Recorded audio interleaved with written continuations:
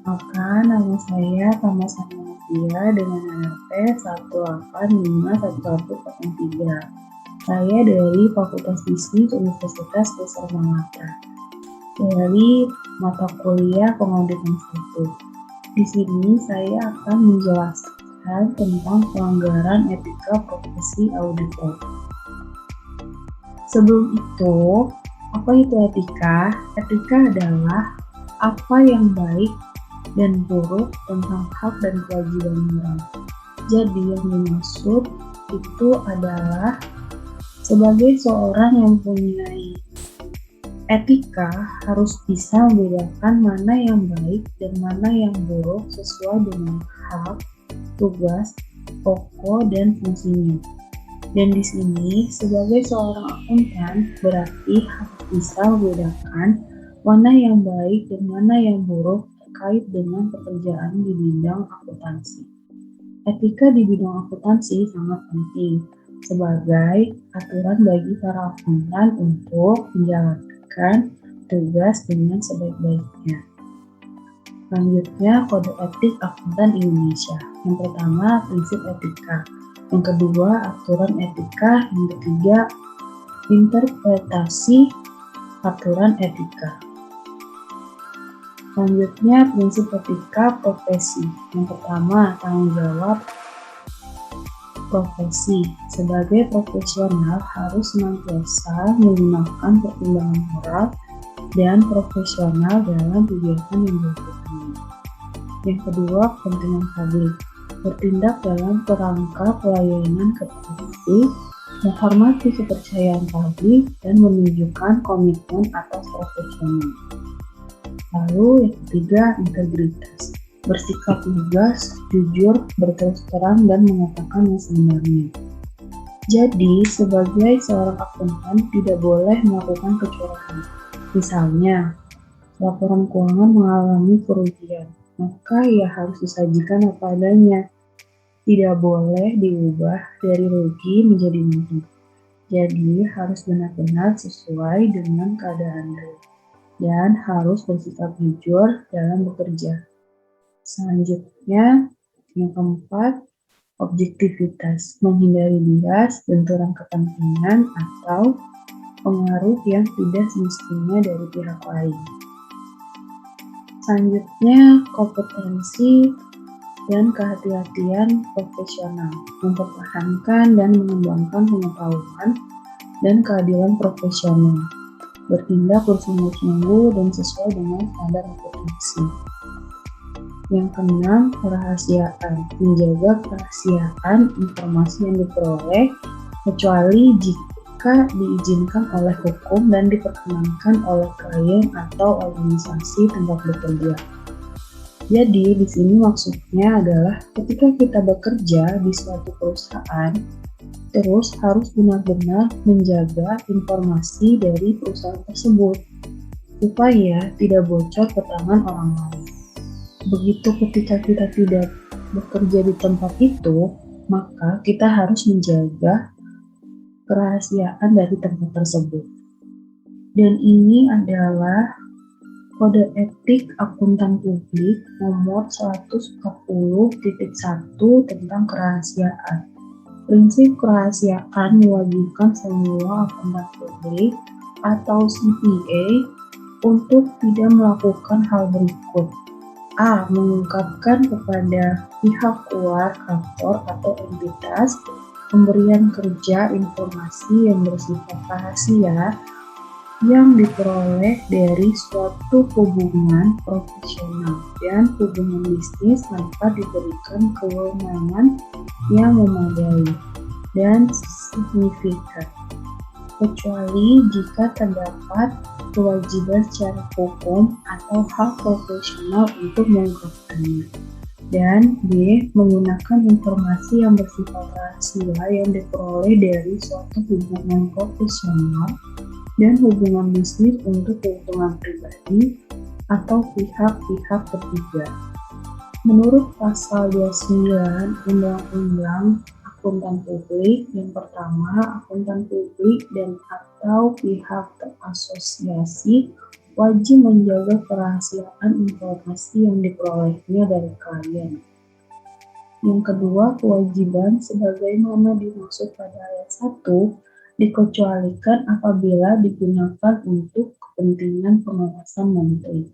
Yang ketiga, menteri wajib menjaga kerahasiaan informasi yang diperoleh dari akuntan publik dan atau pihak terasosiasi sebagaimana dimaksud pada ayat 2 dengan ketentuan peraturan perundang-undangan.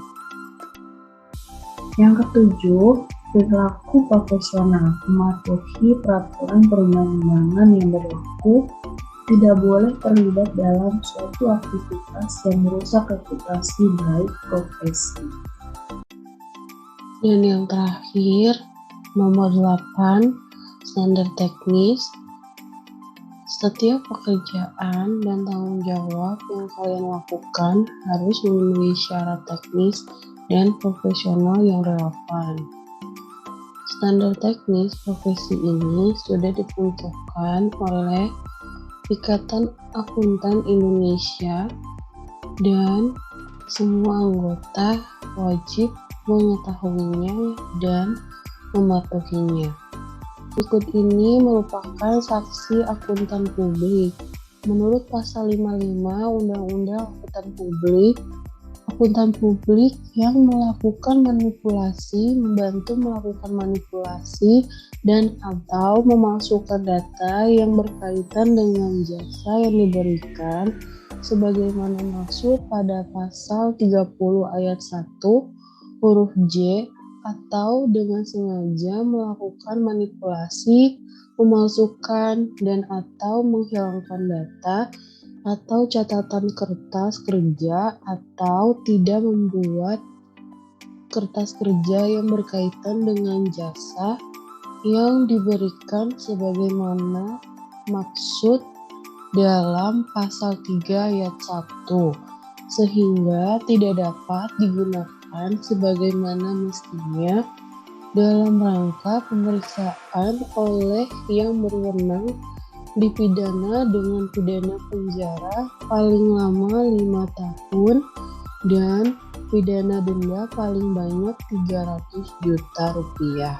Dan menurut pasal 56 Undang-Undang Akuntan Publik dikatakan pihak terasosiasi yang melakukan perbuatan sebagaimana dimaksud dalam pasal 55 akan dipidana dengan pidana penjara paling lama 5 tahun dan pidana denda paling banyak 300 juta. Selanjutnya, kasus pelanggaran etika profesi akuntan. Akuntan publik Joko Sutarjo dibekukan. Akuntan publik Joko Sutarjo yang mengaudit laporan keuangan PT Mayo Teknologi Tbk dibekukan izinnya. Kesalahannya cukup fatal karena standar profesional akuntan publik dan kode etik Ikatan Akuntansi Indonesia, sanksi pembekuan izin ini diberikan karena terdapat pelanggaran atas pembatasan penugasan audit oleh Joko dengan hanya melakukan audit umum atas laporan keuangan PT Mayo Teknologi Tbk. Penugasan ini dilakukan secara berturut-turut sejak tahun buku 2002 hingga tahun buku 2005. Pembekuan izin ini merupakan tindak lanjut atas surat Ketua Bapepam LK atau Badan Pengawasan Pasar Modal dan Lembaga Keuangan nomor S348-BL-2006 tertanggal 6 Juni tahun 2006. Berkenan dengan hal tersebut, akuntan publik melakukan pelanggaran terhadap pasal 24 Keputusan Menkeu nomor 423/KMK-06/2002 tentang jasa akuntan publik sebagaimana telah diubah dengan keputusan Menko Nomor 359-KMK-06-2003 dan dikategorikan sebagai pelanggaran berat sehingga dikenakan sanksi pembukuan izin. Bunyi dari pasal 24 yaitu dalam memberikan jasanya akuntan publik dan KAP wajib mematuhi standar profesional akuntan publik yang ditetapkan oleh Ikatan Akuntan Indonesia, Kode Etik Ikatan Akuntan Indonesia, dan Aturan Etika Akuntan Ikatan Akuntan Indonesia, Kompartemen Akuntan Publik, dan peraturan perundang-undangan yang berlaku yang berhubungan dengan bidang jasa yang diberikan. Akuntan publik dan kantor akuntan publik dalam melaksanakan penugasan audit kinerja wajib mematuhi standar audit kinerja yang disepakati antara akuntan publik dan KAP dengan pemberian kerja. Kasus ini muncul ketika Joko melakukan audit laporan keuangan Mayo tahun 2005. Dalam audit itu terdapat kesalahan dalam hal penjumlahan dan penyucian arus kas yang berakhir 31 Desember 2005. Kemudian, Direksi Mayo meminta Joko untuk mengaudit ulang revisi isi laporan keuangan tersebut.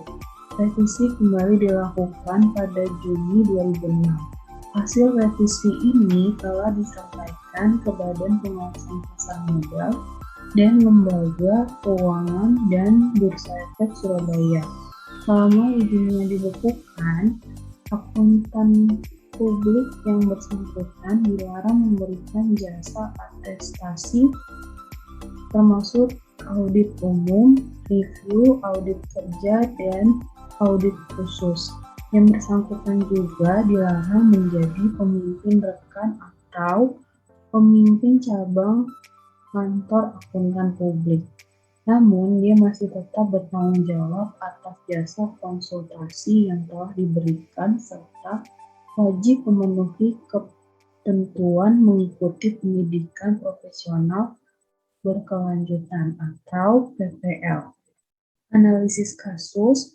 Dalam kasus Joko, saksi pembukuan izin diberikan karena akuntan publik tersebut melakukan pelanggaran terhadap standar profesional akuntan publik. Kasus pertama, pelanggaran itu berkaitan dengan pelaksanaan audit atas laporan keuangan PT Mayo tahun buku berakhir 31 Desember 2002 sampai 2005 yang dilakukan oleh Joko. Selain itu, Joko juga telah melakukan pelanggaran atas pembatasan penugasan audit umum dengan melakukan audit umum atas laporan keuangan PT Mayo sejak tahun buku 2002 sampai 2005. Sebagai seorang akuntan publik, Joko seharusnya mematuhi standar profesional akuntan publik yang berlaku. Ketika memang dia harus melakukan jasa audit, maka audit yang dilakukannya pun harus sesuai dengan standar auditing dalam standar profesional akuntan publik. Begitu juga dengan kasus-kasus pembekuan yang terdapat akuntan publik. Kesimpulannya adalah dapat disimpulkan bahwa terjadi pelanggaran terhadap beberapa prinsip etika profesi, yaitu integritas, tanggung jawab, dan standar teknis, di mana dalam standar teknis tiap anggota harus melaksanakan jabatan profesionalnya sesuai dengan standar teknis dan standar profesional yang relevan, sesuai dengan keahliannya dan dengan berhati-hati. Anggota merupakan kewajiban untuk melaksanakan penugasan dari penerima jasa selama penugasan tersebut berjalan dengan prinsip integritas dan objektivitas, standar teknis dan standar profesional yang harus ditaati oleh anggota adalah standar yang dikeluarkan oleh Ikatan Akuntansi Indonesia, International Federation of Accountants, badan pengatur dan peraturan perundang-undangan yang relevan. Sekian dari video saya. Terima kasih.